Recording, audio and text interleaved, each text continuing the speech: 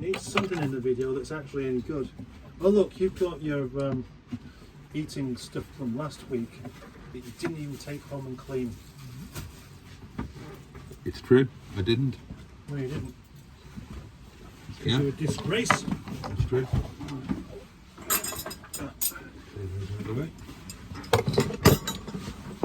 I'm going to go and get my plastic spoon. I can give you a metal one. No. You've properly mucked it up. The only thing I can see is my little stick of Blackpool rock. More on that story later.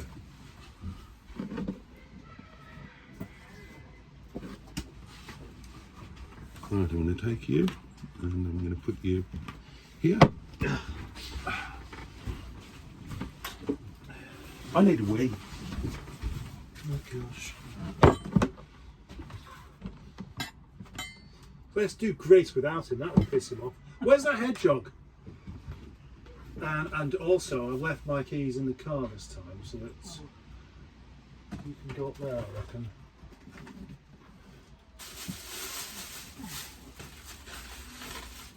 That'd be good. Boaties. Oh look, they've put some forks in there as well. That's it. Naan bread. Have you got naan bread? I don't know. I didn't know if the curries came with naan bread or not. If there's two together, that might be too much. There's 3 naan breads. Yeah. Oh, did you ask for chapatis? No, I didn't have to try it. Yeah. Well, which curry did you ask for? What's that? Oh, that's the A lamb one and keema. Well, I know I've got keema, so what's that in there? Just eat the lot. That's really what you do, isn't it? I wonder if that's the samosas.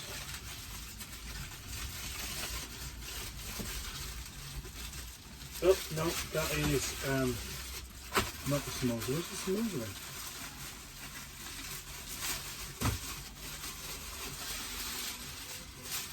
That's lamb and potatoes. Gosh, look at that, that's nice and oily.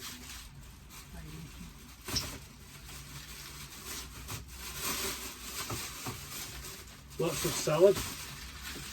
Want some salad? No, thank you. A salad project.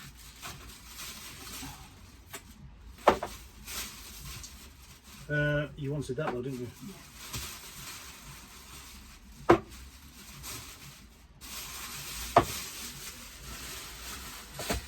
The table's not big. There's no samosas. I don't think they put the Unless starter they put in them there. I don't know. Don't think they put what's in? Oh, hang on. No. That's yours. That's the thing. That should be like a lamb. Yeah, that's it. Something like that. So that looks just like that's just a naan bread. If I don't clean the pot up, That's another naan bread. you can smack my little butty. Naan bread with But more on that story later. I don't know where your sauce is.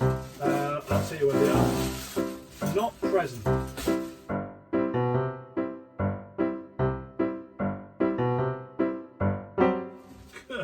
Nice clean cutlery for me.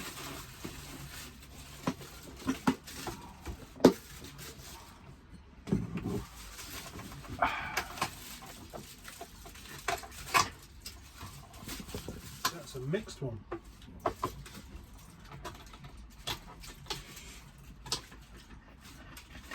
Did you start it again? Yeah, by accident. Well, welcome to another three-way. The second consecutive threesome.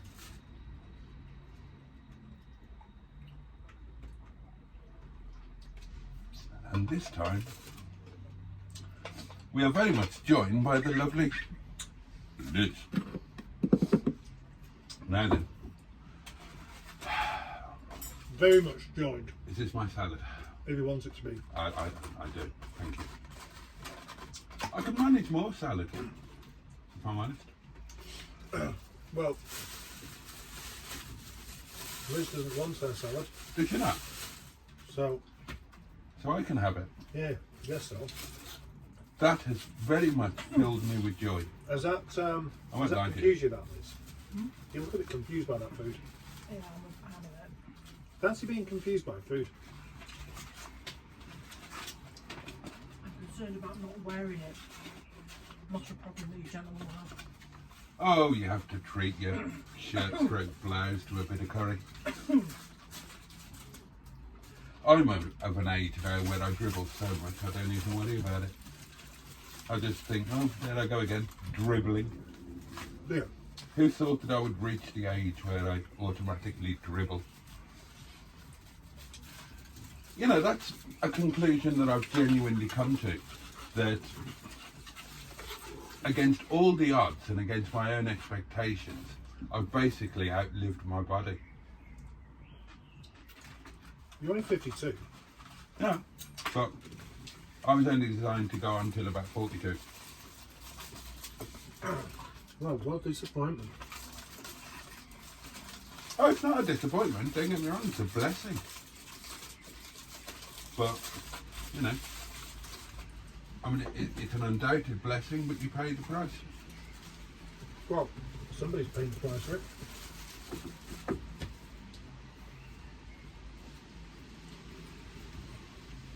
What are we more excited about?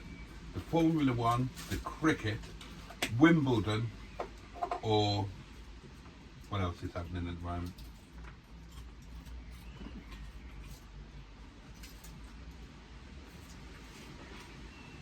I absolutely hate Wimbledon. I'm going for Wimbledon. I love Wimbledon.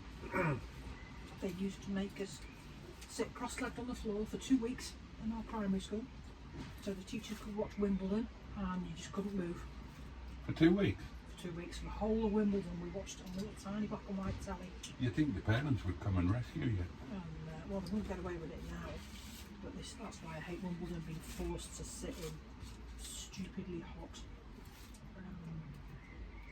hole on a really rock hard floor. Rock hard floor. It was horrible. Could have been worse. I don't know. Well, it could have been wet. No, mate. Could have been rock hard with nails sticking out.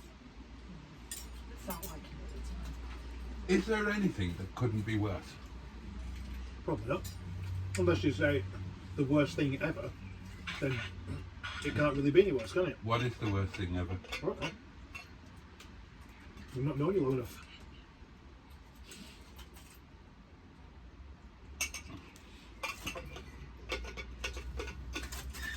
When you're 6 or 7, you're made to sit for 2 weeks watching telly, watching Wimbledon on the tiny black and white telly. That is the worst thing forever. Because when you're 6 or 7, you don't have the same sense of time as an adult does. That's true. Time goes a lot more slowly. Christmas only used to come about once every 10 years. Now it comes every 2 weeks. This is going to be my best ever from Istanblue because I've got extra salad. And, oh, that's there. I was going to say, I haven't got any salad.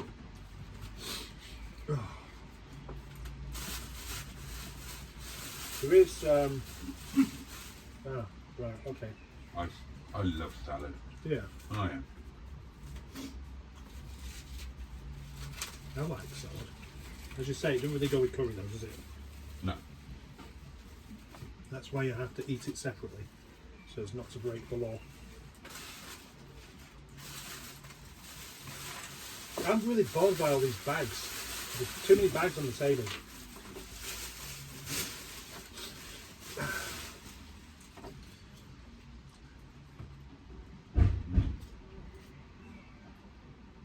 You got 2 of these. Mm.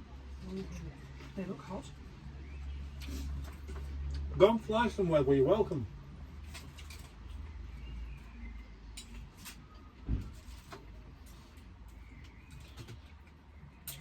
Were flies called flies first?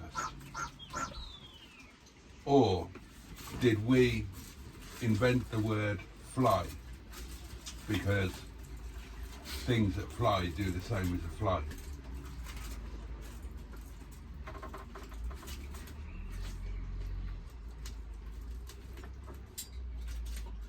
Well, I don't know. See, the thing is, to call this creature a fly because it flies is a very lazy name, isn't it?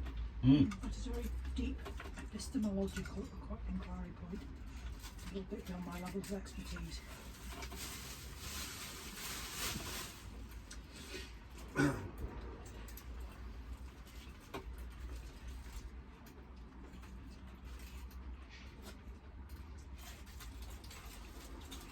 Okay.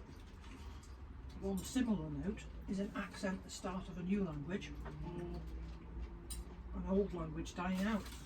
Well, it could be either, couldn't it, really? No, I don't think it is either. Right, well then that answers that. Well, an accent isn't a language. An accent is... Yeah, but it could be that what's left of a language. The language has died out and you've been left with a diet. It's a not though. certain It's voice inflection. no, but that's all it is. It's a particular way of expressing a language. It's not a language in and of itself. It's not inherently a language. I'll let you loose in Toxteth one day and see how you get on. No. You mean because of the dialect? I mean, sometimes, I suppose sometimes there are individual language quirks, like a jitty or a gentle Again, or a balm or a bun. just eat the damn thing. It's not always my answer, aren't they? Eat what thing? A balm or a bun. Well, which one? Either. That's always my answer. They want to see that debate. Just eat the damn thing. It doesn't matter what you call it. Oh, one of those all-important question memes Yeah. that you get on Facebook. Yeah. Let's settle this once and for all. Yeah. Fuck off! Just eat the damn No. thing. Yeah. Ugh, I actually feel quite agitated just thinking about it. It's the most irritating of, it's memes like that that make me want to leave Facebook forever. But I don't. What are the best and worst things about Facebook? And Yeah, is Facebook your favourite aspect of social media? yeah. Yeah, I've got to agree. Yeah. It's one I use the most. I like Facebook.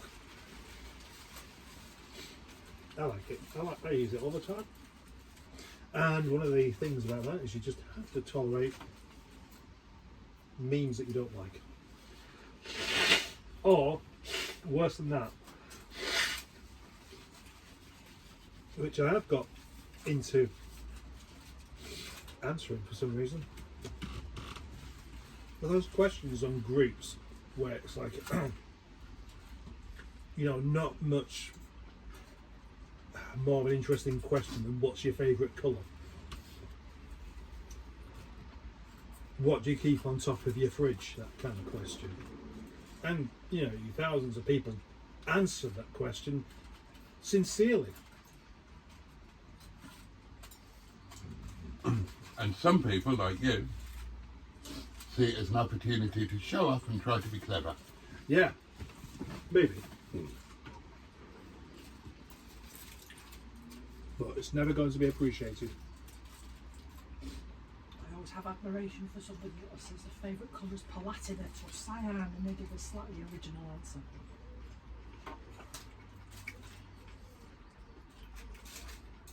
What year did you join Facebook? 2012, I think. Oh, 2007, I think.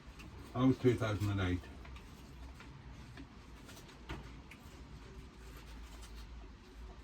And did you use any of the ones before Facebook? I didn't. MySpace.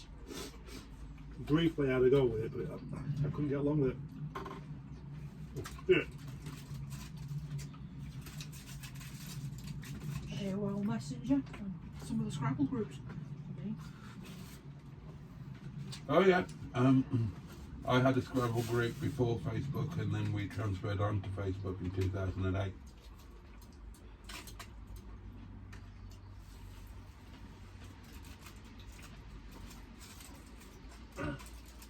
Did I ask this before? But do you reckon Mark Zuckerberg's got a Facebook account?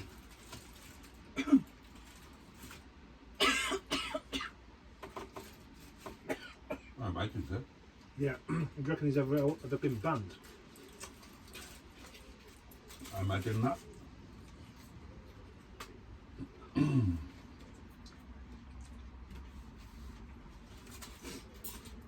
I still can't get into Twitter.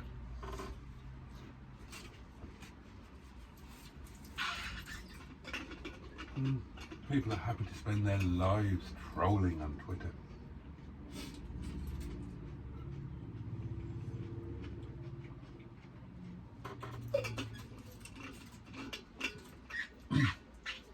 I suppose the good thing about Twitter is that you can contact somebody no matter how, What do you do then? I think the forks did it off. no matter how famous they are. You can just get in touch with a famous. Yeah. Oh, and we're wearing it. For God's sake. That's quite good.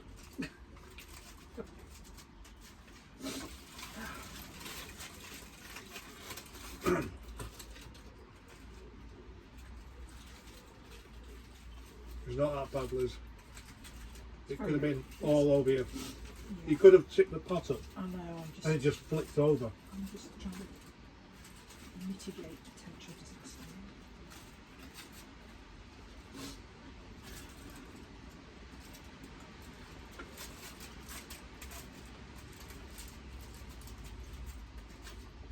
I hadn't really considered that with Twitter too much.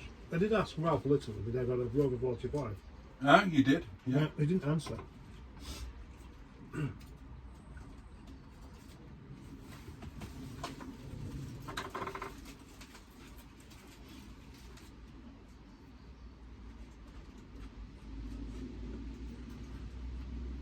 Might ask Ricky Gervais if he's got a peanut allergy.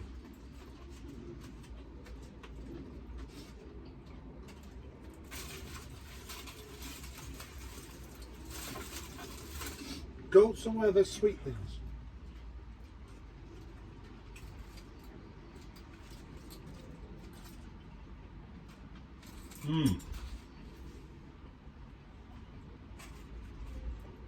That would be a good Facebook group competition.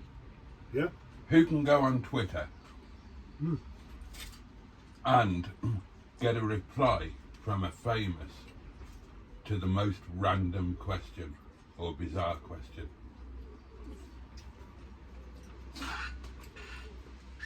Like if you were a little bit more famous than you are now, It's never going to happen. well, you're going to get more famous, aren't you? Your channel grows all the time. So.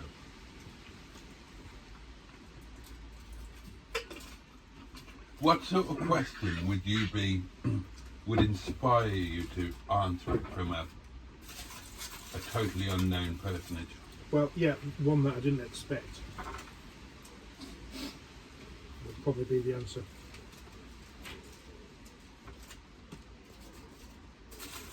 If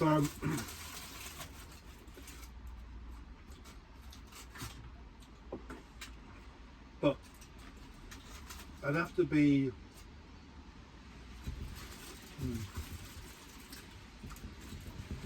what is famous?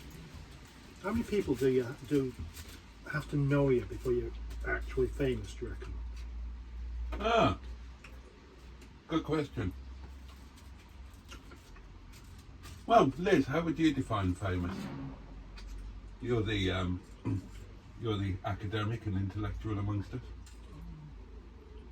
You could be famous on several levels, couldn't you? You could be famous within a local community, you could be famous within a specialist group, or famous on the international stage. Yep, So if you're going to quantify it, that's the trouble. Okay, We well, already know that. well, we're YouTubers, so how many subscribers do you have to have on YouTube before you would be described as famous? It's the same answer though, isn't it? No. yeah. I'd describe something like Scotty Kilner as famous. I've never heard of them. Well, he's got a USA-based car channel. Yeah. Is Hubnut famous? Well, you've never heard of Scotty Kilmer, but you've heard of me. Yeah. That means I'm more famous than Scotty Kilmer. No.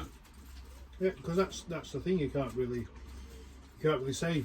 You can't really explain fame without actually explaining like Liz just did then. It was like JM, he's kind of famous, but within car groups. But if you got, I bet he's not known in knitting groups. or I was going to say music groups, but Just go for knitting. you know, quite a few people that wouldn't have heard of JM. Well, it's not going to be known by a knitting group or by a music group because a group isn't a living, breathing entity. A group is a gathering of people. All right, let's And take Ricky Gervais as a example. People who knit could also be interested in cars. Yeah, but Ricky Gervais is known by most generations across all interest fields. So where you've got niche people like Scotty Kilmer. Hardly anybody in Africa knows him. What, Ricky Gervais? Yeah. All right, switch it to Madonna then. Yeah, I was She's been poorly, hasn't she? She has.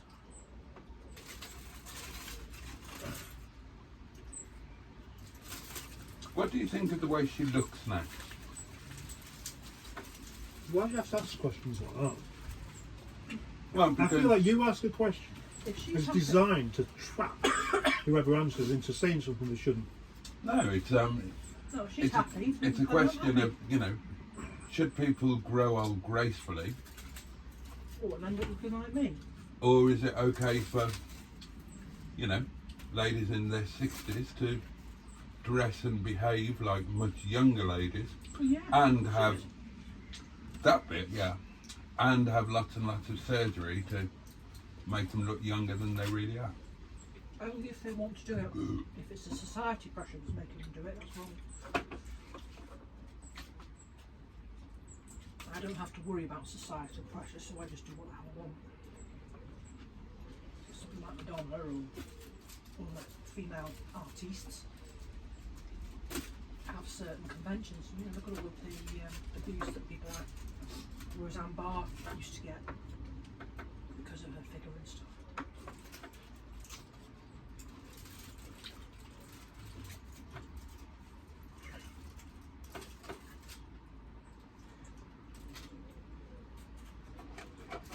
Do you think if people put themselves out there, should they expect a reaction to whatever is Yeah, anything that's that's outstanding about them? That's the downside of it, though, isn't it? If you put it out there, you are going to get flack back. It's just human nature. Ah. Yeah, but you can expect It it, shouldn't be. but it doesn't mean it should happen. It doesn't mean it's acceptable. And I would also qualify that as saying it depends on the nature of the flack that you get back. Some of it is utterly unacceptable. Well, if somebody contacted you, left a comment or whatever, and said,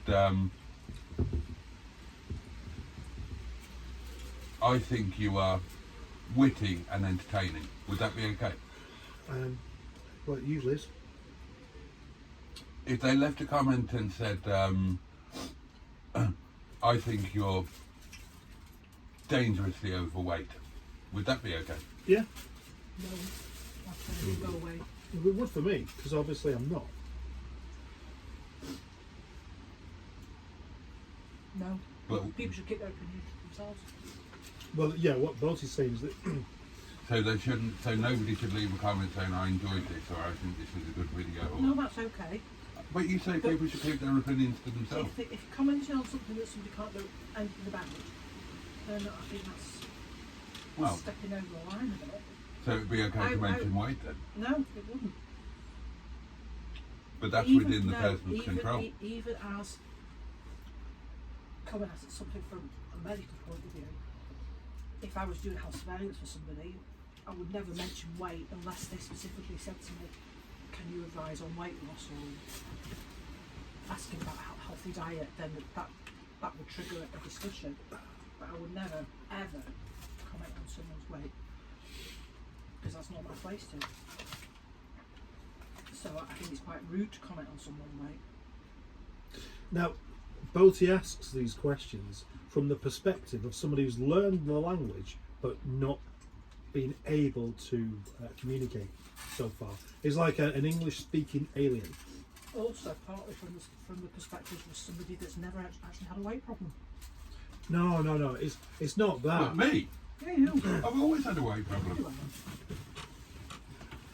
Yeah, It's been a lifelong battle. we had a weight problem in Istanbul, didn't we? Yeah, we did have to wear 12.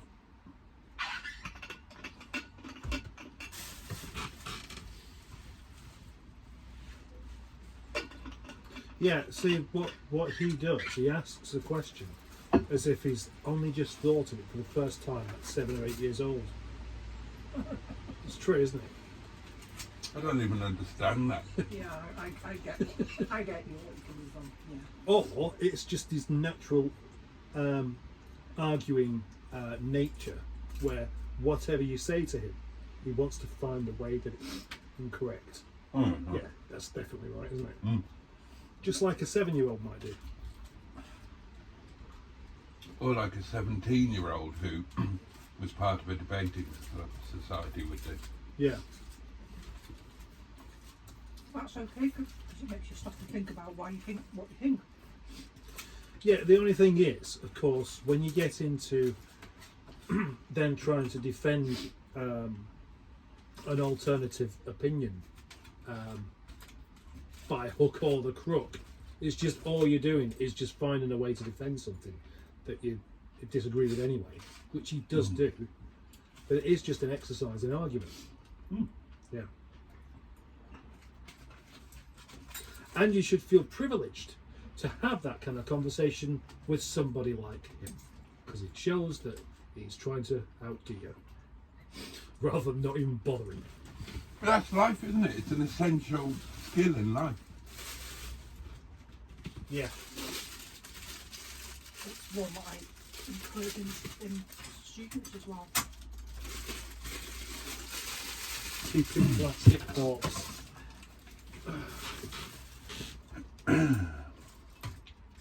You know, if you were going to be a defence lawyer, or if you were going to need a defence lawyer, then, you know, that's a skill that you would find quite valuable.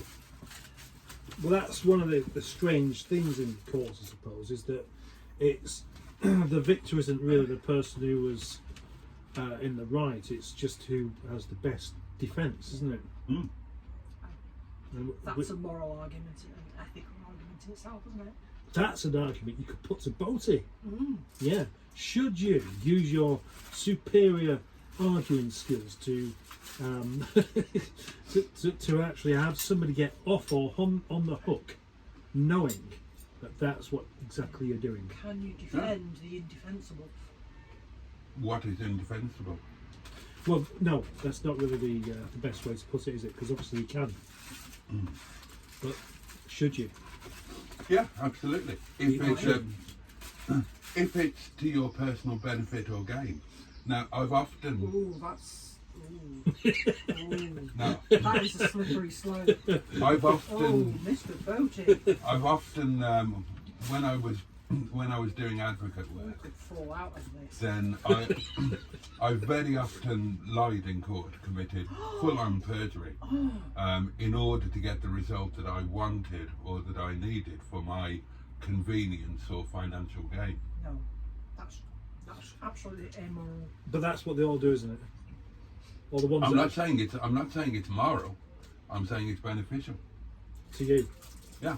But that undermines the whole point of having court and a fair hearing. So I'm sorry, but no, that's to me that's unacceptable. Well, Beyond the pale. To me, the last thing I would want would be a fair hearing, because I'd lose. Because Yeah, I I suppose it depends who threw the knife, isn't it? If I- you're coming at it from... I should have lost. I deserved to lose. But if I did lose, which I deserved to, it would have cost me money. So I made sure I didn't. But that's wrong, because you should have lost. It's not a just world view, is it? No, but it benefited me personally. My life was better because of it. But the law is bigger than that. it shouldn't be about personal gain. You've undermined the whole point of quality training doing